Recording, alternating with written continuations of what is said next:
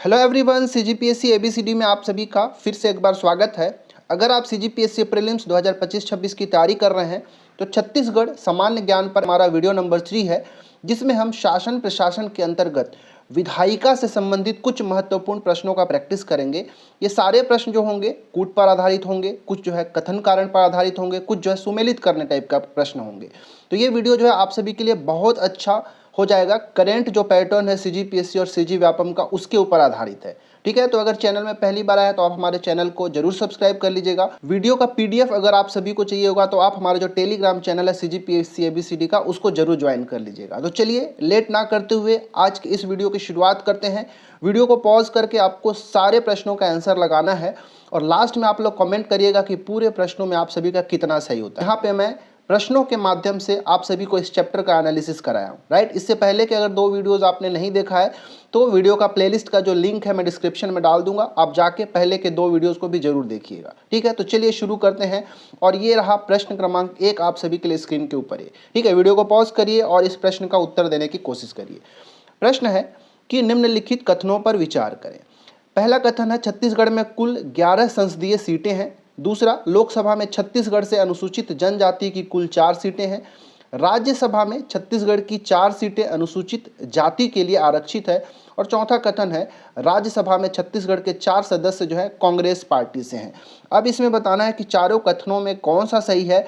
इसके बाद ये चारों विकल्प में से सही विकल्प का चयन करना है। ठीक है, तो देखिए इसका सही आंसर जो है ऑप्शन नंबर बी है। केवल 2 और 4 कथन जो है सत्य है। 2 में क्या है कि लोकसभा में छत्तीसगढ़ से अनुसूचित जाति के लिए सीटें हैं, ये कथन सही है। और जो चौथा कथन है कि राज्यसभा में छत्तीसगढ़ से 4 सदस्य जो है कांग्रेस पार्टी से हैं, ये भी सही है। अब थोड़ा सा इसका एक्सप्लेनेशन समझिएगा, इसका एनालिसिस को ध्यान से समझिएगा ताकि आप सभी का रिवीजन भी अच्छे से होते चलिए। देखिए पहली बात तो क्या कि छत्तीसगढ़ में कुल 11 संसदीय सीटें नहीं हैं, ये गलत हो जाता है। टोटल नंबर ऑफ संसदीय सीटें कितनी हैं? 16 संसदीय सीटें हो जाएगी, जिसमें लोकसभा के कितने हो जाएगा भाई? आप सभी को पता होना चाहिए कि लोकसभा में छत्तीसगढ़ का कितना 11 सीट है। ठीक है, राज्यसभा में अगर देखेंगे तो राज्यसभा में छत्तीसगढ़ के टोटल 5 सीटें हैं। मतलब इस प्रकार 11 और 5 16 संसदीय सीटें जो है छत्तीसगढ़ का है, याद रखिएगा। तो इस प्रकार हमारा यहाँ पे हो जाएगा। इसके बाद जो तीसरा है वो क्यों गलत है? क्योंकि छत्तीसगढ़ में राज्यसभा में छत्तीसगढ़ की 4 सीटें अनुसूचित जाति के लिए है। ऐसा ये कथन इसलिए गलत हो जाता है क्योंकि राज्यसभा में जो भी सीटें हैं, ठीक है, कितने हैं? 5 सीटें हैं और ये पांचों के पांचों जो है अनारक्षित वर्ग के लिए होता है, ये रिजर्व नहीं होता है। में सामान्य वर्ग आप लिख लीजिए, सामान्य वर्ग के लिए है या फिर अनरिजर्व रहता है, ये ज़्यादा बेटर होगा। ठीक है, लोकसभा में टोटल कितने हो गए भाई? 11 है। 11 में से जो अनरिजर्व होता है 6 होता है, एसटी के लिए 4 और एससी के लिए 1 होता है। आप सभी को पता होना चाहिए। ठीक है, तो इस प्रकार हमारा आंसर जो है यहाँ पे ऑप्शन नंबर बी बिल्कुल राइट आंसर है। आशा करता हूँ कि आप सभी का भी इसका आंसर बिल्कुल सही होगा। ठीक है, और राज्यसभा में जो 5 हैं हमने देखा, 5 में से जो 4 जो है कांग्रेस के लिए है, कांग्रेस का है, और 1 सीट जो है किसका? बीजेपी का है। ठीक है, चलिए बढ़ते हैं अब प्रश्न क्रमांक 2 की ओर। दूसरा प्रश्न को भी ध्यान से देखिए। प्रश्न है कि विधायिका से संबंधित निम्न कथनों पर विचार करें। पहला कथन है कानून बनाने वाली संस्था को विधायिका या फिर व्यवस्थापिका कहते हैं। भारत की केंद्रीय व्यवस्थापिका को या फिर विधायिका को संसद कहते हैं। दूसरा कथन है कि भारतीय संसद के 2 अंग होते हैं, लोकसभा और राज्यसभा। तीसरा कथन है राष्ट्रपति विधायिका और कार्यपालिका दोनों का अंग होता है। ये बहुत अच्छा प्रश्न है। अगर आपने संविधान पढ़ा होगा तो ये प्रश्न आप सभी के लिए बहुत आसान है, आसानी से इसका आंसर दे पाएंगे। ठीक है, इसका राइट आंसर जो है ऑप्शन नंबर डी, 1 और 3 जो है सत्य है। देखिए पहला जो है ये कथन बिल्कुल सत्य है, ये तो एज इट इज आपको याद होना चाहिए। दूसरा जो है गलत क्यों है कि भारत के जो संसद के 2 अंग नहीं, कितने अंग होते हैं? 3 होते हैं। लोकसभा हो गया, राज्यसभा हो गया और राष्ट्रपति, ये तीनों जो है संसद के अंग होते हैं, आप सभी को पता होना चाहिए। और तीसरा कथन बिल्कुल सही है कि विधायिका और कार्यपालिका दोनों का अंग होता है राष्ट्रपति। ठीक है, उम्मीद करता हूं आप सभी को समझ में आएगा। एक क्वेश्चन आप सभी से करता हूं, आप सभी लोग इसका आंसर दीजिएगा। प्रश्न है कि संसद का उच्च सदन कौन सा होता है? ठीक है, संसद का उच्च सदन जो है कौन सा होता है? कमेंट करके बताइएगा, लोकसभा होता है कि राज्यसभा होता है। ठीक है, चलिए तीसरा प्रश्न की ओर बढ़ते हैं। तीसरा प्रश्न है स्क्रीन के ऊपर आप सभी के लिए कि निम्न कथनों पर विचार करें। पहला कथन है राज्यसभा सदस्यों का निर्वाचन प्रत्यक्ष निर्वाचन पद्धति द्वारा किया जाता है। दूसरा कथन राज्यसभा में किसी भी वर्ग के लिए आरक्षण का प्रावधान नहीं है। तीसरा कथन है राज्यसभा में छत्तीसगढ़ के लिए 11 और लोकसभा के लिए 5 सीटें आवंटित हैं। अब वीडियो को पॉज करिए और इसका आंसर देने की कोशिश करिए। ठीक है, पहला विकल्प है 1 और 3 सत्य, दूसरा 1 2 3 तीनों सत्य, तीसरा 1 और 3 असत्य और चौथा है 1 2 3 तीनों असत्य। इसका राइट आंसर जो है ऑप्शन नंबर सी, 1 और 3 जो है असत्य है। ठीक है, मतलब दूसरा जो है सही होगा। तो ये बिल्कुल सही है। राज्यसभा में किसी भी जो सीट जो है, जितने भी सीट है, किसी पर भी आरक्षण का प्रावधान नहीं है। इसको आप सभी को पता होना चाहिए। पहला कथन गलत क्यों हो जाता है? क्योंकि राज्यसभा का जो निर्वाचन होता है, राज्यसभा के सदस्यों का निर्वाचन जो है प्रत्यक्ष नहीं, कैसा होता है? अप्रत्यक्ष होता है। ठीक है, अप्रत्यक्ष निर्वाचन पद्धति द्वारा होता है। एक्चुअली में क्या होता है, राज्यों के जो विधानसभा के जो निर्वाचित सदस्य होते हैं उनके द्वारा एकल संक्रमणीय मत द्वारा अनुपातिक प्रतिनिधित्व प्रणाली के आधार पर किया जाता है। ठीक है, याद रखिएगा।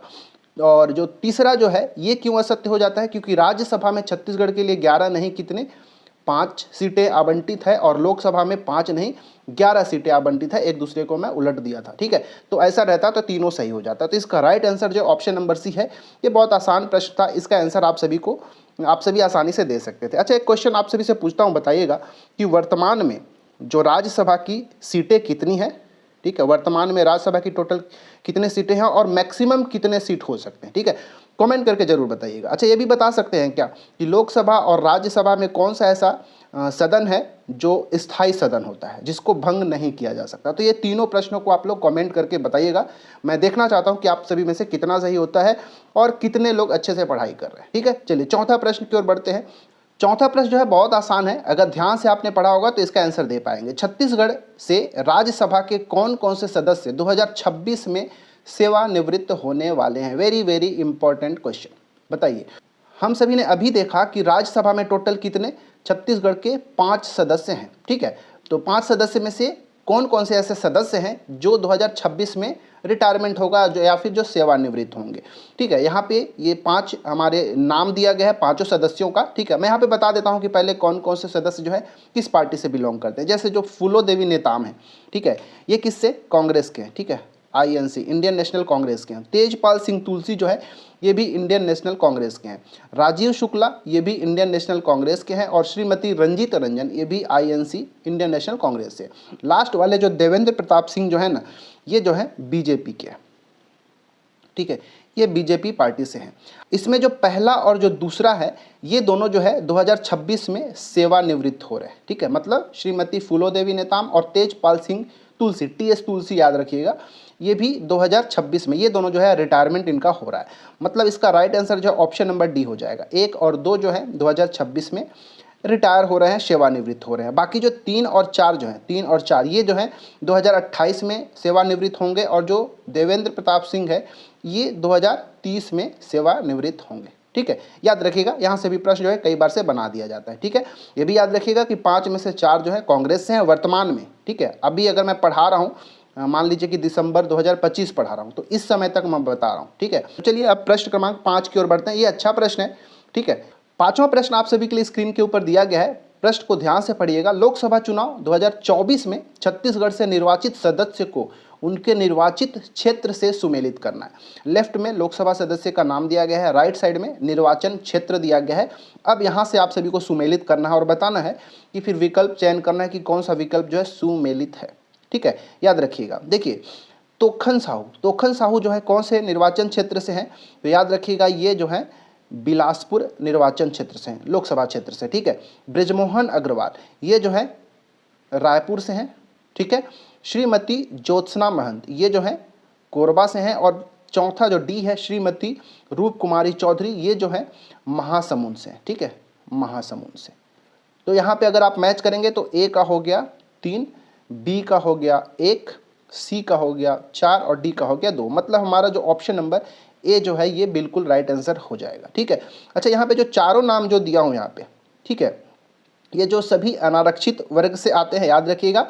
और जो ये श्रीमती ज्योत्सना महंत है, ठीक है, श्रीमती ज्योत्सना महंत जो C वाली हैं ये कोरबा की हैं, याद रखिएगा। और ये किससे, INC Indian national Congress party से हैं, आप सभी को याद होना चाहिए। ठीक है, बाकी के जो 10 सदस्य हैं, हम सभी को पता है कि जो लोकसभा में टोटल छत्तीसगढ़ की 11 सीटें हैं, जिनमें से एकमात्र सीट जो है कोरबा की जो श्रीमती ज्योत्सना महंत है ये जो है कांग्रेस की है, बाकी के जो 10 बच गए, बाकी के जो 10 रह गए वो सभी के सभी जो है बीजेपी पार्टी से हैं, आप सभी को पता होना चाहिए, राइट। चलिए बढ़ते हैं प्रश्न क्रमांक 6 की ओर। छठवां प्रश्न है, ध्यान से पढ़िएगा, निम्नलिखित कथनों पर विचार करके असत्य विकल्प का चयन करें। ध्यान से पढ़िएगा। पहला विकल्प है मिनी माता छत्तीसगढ़ की पहली महिला सांसद थी। दूसरा, लोकसभा के लिए छत्तीसगढ़ से सर्वाधिक 9 बार चुने गए सांसद विद्याचरण शुक्ल जी थे। सी है, वर्तमान में मतलब दिसंबर 2025 तक की स्थिति में छत्तीसगढ़ से लोकसभा में 2 और राज्यसभा में 3 महिला सांसद हैं। और डी, श्रीमती कमलेश जांगड़े जांजगीर से लोकसभा में अनुसूचित जाति से महिला सांसद हैं। बताइए इसमें से कौन सा विकल्प जो है असत्य है, आप सभी को बताना है, ठीक है। इसका राइट आंसर जो है ऑप्शन नंबर सी, ठीक है, ये जो है असत्य है। बाकी ए बी डी तीनों के तीनों जो है सत्य है। अब सी गलत क्यों हो जाता है? देखिए वर्तमान स्थिति में देखा जाए तो छत्तीसगढ़ के लोकसभा में 3, ठीक है, लोकसभा में 3 महिलाएं जो है इस बार सांसद हैं और राज्यसभा में कितनी? 2, ठीक है, याद रखिएगा। राज्यसभा में 2 हमने पहले भी देखा, जो कि आप सभी को याद रखना चाहिए। राज्यसभा में 2 और लोकसभा के अंदर 3 महिला सांसद हैं। नाम भी बता सकता हूँ। राज्यसभा में 2 कौन कौन से? फूलोदेवी नेताम थी और दूसरी थी तेजपाल सिंह तुलसी, TS तुलसी, याद रखिएगा। और लोकसभा के अंदर 3 कौन कौन से? एक रूप कुमारी चौधरी हैं, दूसरी है ज्योत्सना महंत हो गई और तीसरी जो है कमलेश जांगड़े, याद रखिएगा। तो यहाँ से भी प्रश्न जो है कई बार से बनता है, आप सभी को बहुत अच्छे से देख के जाना है कि कौन सी महिला हैं, कितनी महिलाएं, ऐसे प्रश्न जो है आप सभी से एग्जाम में पूछे जाते हैं, ठीक है। चलिए बढ़ते हैं 7वें प्रश्न की ओर। 7वां प्रश्न है कि निम्नलिखित में से कौन से लोकसभा क्षेत्र का समूह अनुसूचित जनजाति के लिए आरक्षित है? ठीक है, अनुसूचित जनजाति मतलब ST की बात किया गया है। ऑप्शन नंबर सी बिल्कुल इसका राइट आंसर है। सरगुजा, रायगढ़, बस्तर और कांकेर, ये चारों जो है ST के लिए, अनुसूचित जनजाति के लिए जो है रिजर्व है लोकसभा के अंदर, ठीक है, याद रखिएगा। और SC के लिए 1 है मात्र, ठीक है। SC के लिए हमने देखा टोटल 11 है, ठीक है। 11 में से जो 4 है ST के लिए हो गया, 1 जो है SC के लिए हो गया और कितना बच गया? अनरिजर्व के लिए होता है, याद रखिएगा। SC में मात्र 1 हमने पीछे देखा था अभी जांजगीर से, ठीक है। वर्तमान में SC के अंदर जांजगीर जिले से अनुसूचित जाति के लिए SC के लिए मात्र 1 सीट है, जो कि जांजगीर लोकसभा क्षेत्र से है। और ST के लिए हमने देख लिया 4, और बाकी जो जैसे कोरबा हो गया, बिलासपुर हो गया, दुर्ग हो गया, रायपुर हो गया, ये 4 हो गया। और 2 और याद रखिएगा, एक राजनांदगांव हो गया और एक हो गया महासमुंद। ये 6 जो है किसके लिए? अनरिजर्व के लिए है, आप सभी को पता होना चाहिए, ठीक है। तो इस प्रकार से आप सभी को पता होना चाहिए कि कौन कौन से जो लोकसभा क्षेत्र है वो किस कैटेगरी को बिलोंग करते हैं। ऐसे भी प्रश्न आप सभी से पूछा जा सकता है। CGPSC का आप एग्जाम दिए जा रहे हैं तो आप किसी भी तरह के प्रश्नों के लिए आपको तैयार रहना है, ठीक है। चलिए बढ़ते हैं 8वें प्रश्न की ओर। 8वां प्रश्न को ध्यान से देखिएगा। प्रश्न है कि निम्नलिखित लोकसभा क्षेत्र में से कौन कौन क्षेत्रों में सर्वाधिक 9 विधानसभा क्षेत्र आते हैं, ठीक है। अब इसको बहुत अच्छे से अगर आप कोई डीपली पढ़ा होगा तभी इसका आंसर दे पाएंगे। वैसे प्रश्न उतना भी ज़्यादा डिफिकल्ट नहीं है, लेकिन अगर मैप के थ्रू सारे लोकसभा क्षेत्रों को, सारे विधानसभा क्षेत्रों को अगर कोई देखा है तो इसका आंसर जो है लोग सही तरीके से दे पाएंगे, ठीक है। अब आप सभी को पता होगा कि छत्तीसगढ़ के अंदर टोटल विधानसभा की कितनी सीटें हैं। मैं थोड़ा सा एक्सप्लेन करता हूँ, इसको आप समझिएगा, आप सभी को समझ में आ जाएगा। विधानसभा की टोटल 90 सीटें हैं, ठीक है। लोकसभा के टोटल कितनी? 11 सीटें हो गई, ठीक है। और राज्यसभा के 5 सीटें हो गई, ठीक है। इस प्रकार से अब देखिएगा जो विधानसभा की 90 सीटें हैं, ये क्योंकि हमारा पूरा छत्तीसगढ़ जो है ये कह लीजिए कि 11 लोकसभा क्षेत्रों में बटा हुआ है और इन्हीं 11 लोकसभा क्षेत्रों के अंतर्गत ये 90 विधानसभा क्षेत्र आ जाएंगे। मतलब कहने का कि 2 ऐसे, ठीक है, मैं यहाँ पे बता देता हूँ, ये इस प्रश्न के लिए इतना बता देता हूँ कि 2 ऐसे जो लोकसभा क्षेत्र है, ठीक है, 2 ऐसे लोकसभा क्षेत्र हैं जिनमें 9 विधानसभा क्षेत्र आते हैं। मतलब देखेंगे तो 9 और 9 टोटल 18 विधानसभा क्षेत्र जो है किसके अंतर्गत? केवल 2 लोकसभा क्षेत्र के अंतर्गत आ गए। बाकी जो 72 विधानसभा बच गए, तो बाकी के जो 9 लोकसभा क्षेत्र बच गए उसमें टोटल 8 विधानसभा क्षेत्र आते हैं। ऐसे आप याद रखिएगा। तो इसका आंसर मैं बता देता हूँ। इसका राइट आंसर जो है ऑप्शन नंबर बी है, 2 और 5, रायपुर और दुर्ग। ये 2 ऐसे लोकसभा क्षेत्र हैं जिसमें 9 विधानसभा आते हैं, ठीक है, रायपुर के अंदर भी और दुर्ग के अंदर भी। आप सभी को ये याद होना चाहिए। ठीक है, चलिए बढ़ते हैं 9वां प्रश्न की ओर। 9वां प्रश्न है, स्क्रीन के ऊपर ध्यान से पढ़िएगा कि छत्तीसगढ़ राज्य की विधानसभा के बारे में निम्न कथनों पर विचार करें। ठीक है, एक्चुअली में यहाँ पे कथन और कारण दिया गया है, आपको पकड़ना है कि कथन सही है, कारण सही है, या फिर कथन कारण दोनों सही। इस प्रकार से कथन को पढ़िए कि प्रदेश में विधानसभा में 90 सीटें हैं। ठीक है भाई, जिनमें सामान्य वर्ग के लिए 51, अनरिजर्व के लिए, अनुसूचित जाति के लिए 10 और अनुसूचित जनजाति के लिए 29 सीटें आवंटित है। कारण, राज्य में सीटों का निर्धारण जो है जनसंख्या के आधार पर किया गया है। अब बताइए इसका क्या राइट आंसर होगा। देखिए एक चीज़ तो आप पहली बात याद रखिए कि चाहे कोई सा भी राज्य हो, वहाँ पे कितने विधानसभा की सीटें होंगी इसका निर्धारण जो है पॉपुलेशन के अकॉर्डिंग होता है, जनसंख्या के आधार पर ही होता है। मतलब कारण तो बिल्कुल सही है, और इसी कारण की वजह से हमारे छत्तीसगढ़ के अंदर विधानसभा की कितनी 90 सीटें हैं, और 90 को भी अलग अलग कैटेगरी में बांटा गया है। किसके अकॉर्डिंग? उस अलग अलग कैटेगरी में जो पॉपुलेशन है उसके अकॉर्डिंग बांटा गया है। मतलब कथन और कारण दोनों के दोनों सही है, इसीलिए इसका राइट आंसर जो है हमारा ऑप्शन नंबर बी हो जाएगा। ठीक है, कि कथन और कारण दोनों सत्य है, और कारण जो है कथन को सही तरीके से प्रोटेक्ट करता है, उसको सही साबित बनाता है। ठीक है, इसका आंसर इस प्रकार बी होना चाहिए। ठीक है, आपका सही हुआ कि नहीं कमेंट करके जरूर बताइएगा। ठीक है, एक क्वेश्चन आपसे पूछता हूँ, कमेंट करके बताइएगा कि वर्तमान में छत्तीसगढ़ का जो विधानसभा है, ठीक है, विधानसभा भवन है, उसका नाम क्या है? सब लोग कमेंट करके जरूर बताइएगा। ठीक है, चलिए बढ़ते हैं 10वां प्रश्न की ओर। 10वां प्रश्न है यहाँ पे कि निम्न कथनों पर विचार करें। पहला कथन, 6वीं विधानसभा जो कि वर्तमान में चल रही है, कांग्रेस के कुल 36 सीटें मिली थी। दूसरा कथन, प्रदेश में सर्वाधिक विधानसभा क्षेत्र वाला जिला बिलासपुर है। तीसरा कथन कि मुख्यमंत्री विष्णुदेव साय का निर्वाचन क्षेत्र राजनांदगांव है। इसके बाद जो विकल्प है उसका सही आंसर तक जाइए और बताइए कि कौन सा विकल्प सही है। ठीक है, इसका राइट आंसर जो है ऑप्शन नंबर सी, 1, 2, 3 तीनों का तीनों असत्य है, आप सभी को पता होना चाहिए। मैं एक्सप्लेन करता हूँ। देखिए जो 6वीं विधानसभा वर्तमान में चल रही है, इसमें कांग्रेस की 36 सीटें नहीं 35 सीटें। ठीक है, तो ये करेक्ट हो गया। दूसरा कथन, प्रदेश में सर्वाधिक विधानसभा क्षेत्र वाला जिला बिलासपुर नहीं है। कौन सा है भाई? तो इसमें रायपुर है। ठीक है, रायपुर में सर्वाधिक विधानसभा क्षेत्र अंदर आते हैं। ठीक है, अच्छा बिलासपुर और एक और याद रखिएगा दुर्ग। ठीक है, बिलासपुर और दुर्ग इन दोनों के अंदर 6 विधानसभा क्षेत्र जो है आते हैं, याद होना चाहिए। अच्छा, जो मुख्यमंत्री विष्णुदेव साय हैं उनका निर्वाचन क्षेत्र राजनांदगांव नहीं है। कौन सा है? तो कुनकुरी। ठीक है, कुनकुरी आप सभी को याद रखना है। राजनांदगांव किसके हैं? तो डॉक्टर रमन सिंह जी का है। डॉक्टर रमन सिंह जी का जो निर्वाचन क्षेत्र है वो कौन सा है? राजनांदगांव है, आप सभी को पता होना चाहिए। ठीक है, चलिए आगे बढ़ते हैं, अगला प्रश्न की ओर जाते हैं। थोड़ा सा और फैक्ट मैं यहाँ पे ऐड कर देता हूँ कि इस 6वीं विधानसभा के अंदर जो कांग्रेस है उसको टोटल 35 सीटें मिली थी। बीजेपी को कितना? बीजेपी को 54 सीटें मिली थी।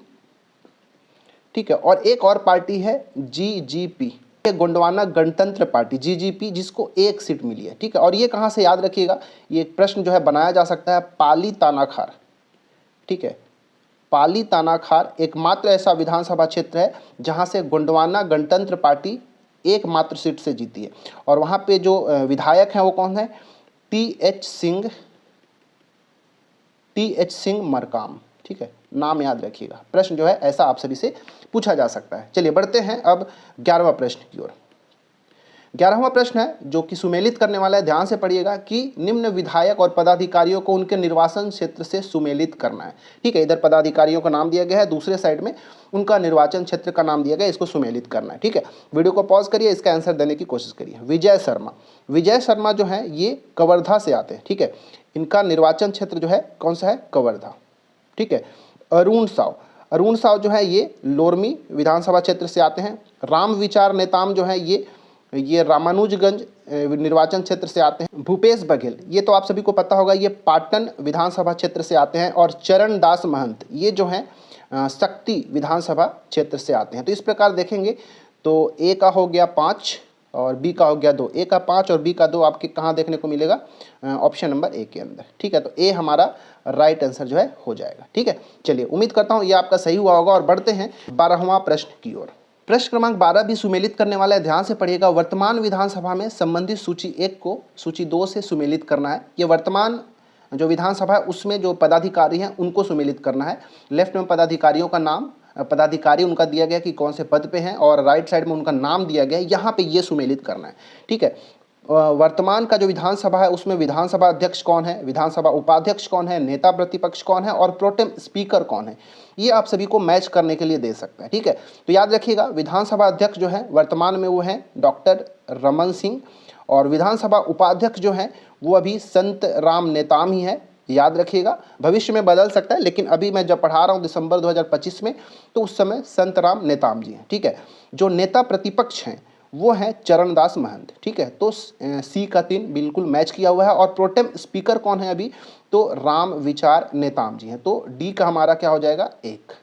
ठीक है, अब इसको आप मैच कर लिए, ए का हो जाएगा 4 और बी का 2, सी का 3 और डी का 1। तो ये तो आसान है, आप यहाँ पे देख सकते हैं। इसका आंसर जो हमारा ऑप्शन नंबर सी हो जाएगा, ए का 4, बी का 2, सी का 3 और डी का 1। ठीक है, हमारा ऑप्शन नंबर सी बिल्कुल राइट आंसर यहाँ पे हो जाएगा। ठीक है, चलिए बढ़ते हैं प्रश्न क्रमांक 13 की ओर। 13वां प्रश्न को ध्यान से देखिएगा। प्रश्न है कि निम्न विकल्पों में से असत्य कथन का चयन करना है। पहला विकल्प है 6वीं विधानसभा में महिला विधायकों की संख्या 19 है। दूसरा है छत्तीसगढ़ विधानसभा का पहला सत्र 14 दिसंबर से लेकर 19 दिसंबर 2000 तक राजकुमार कॉलेज रायपुर में चला था। तीसरा है राज्य विधानसभा में एंग्लो इंडियन सदस्य वर्तमान में श्री बर्नार्ड जोसेफ रॉड्रिक्स हैं। और डी पहले विधानसभा के प्रोटेम स्पीकर महेंद्र बहादुर सिंह थे। बहुत अच्छा प्रश्न है, बहुत अच्छे अच्छे फैक्ट हैं यहाँ पे इंक्लूड किया गया है। अब इसका आंसर बताइए कि कौन सा असत्य कथन है। राइट आंसर जो है ऑप्शन नंबर सी, ये जो है असत्य है। ठीक है, जो राज्य विधानसभा है उसमें एंग्लो इंडियन सदस्य वर्तमान में श्री बर्नार्ड जोसेफ रॉड्रिक्स नहीं है। एक्चुअली में जो ये चौथी विधानसभा जो थी उसमें ये थी। ठीक है, याद रखिएगा।